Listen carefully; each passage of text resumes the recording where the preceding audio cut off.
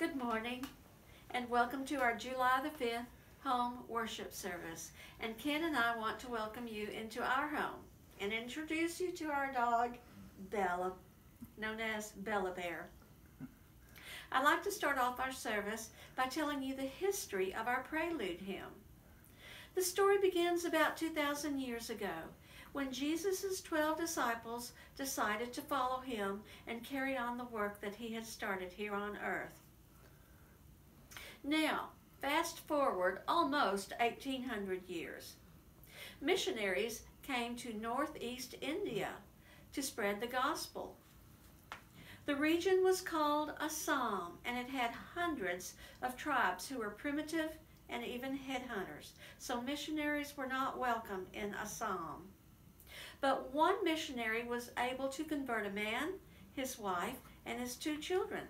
The man's faith was contagious, and other villagers soon began to accept Christianity as well. But when the village chief heard about it, he was enraged, and he came along with his troop of archers. He summoned all of the villagers to come out, and he told the man and his family that they must renounce their faith or they would all be killed. But the man replied to the chief, "I have decided to follow Jesus. No turning back." The village chief gave him another chance to renounce his faith.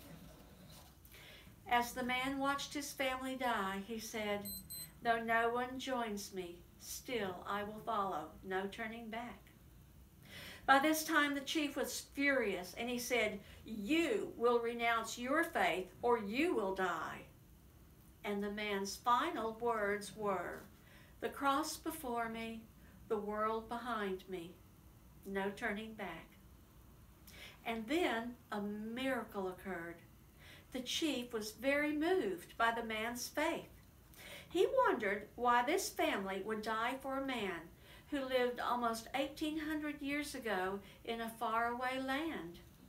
And in a spontaneous confession of faith, the chief declared, "I too belong to Jesus Christ." When the crowd heard this from their chief, the whole village accepted Christ as their Lord and their Savior. Well, the words that the man had spoken as he died spread throughout India and were set to a traditional Indian melody which was named a psalm after the region where he had lived. And in our hymn books and our song books today, "I have decided to follow Jesus" is known as the traditional hymn, a psalm. I think I've told you before that at the bottom of the page of a hymn, you will see the hymn tune in capital letters. And this is a psalm. Well, now that we have learned the history of the song, now it's time to learn about the mystery of our prelude. And I'd like to tell you the story of a man named Kayama Chende. So now we're going to fast forward about 150 years to the 1980s in Africa.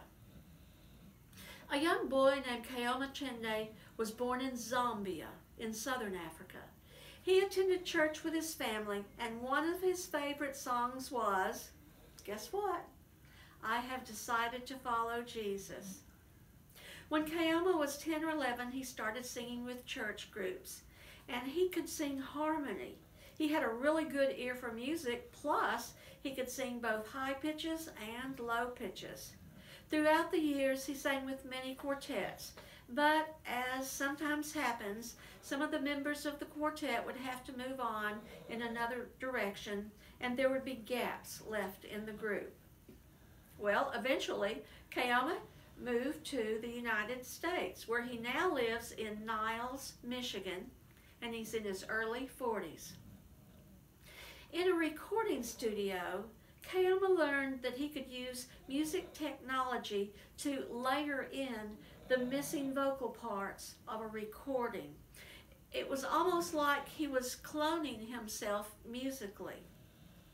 He was also very interested in photography, and he learned how to use photographic technology.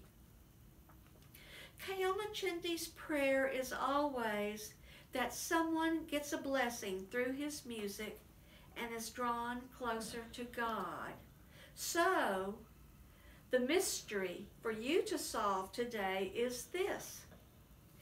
Is the music in our prelude performed by a quartet, or is it Kaoma-Chindi?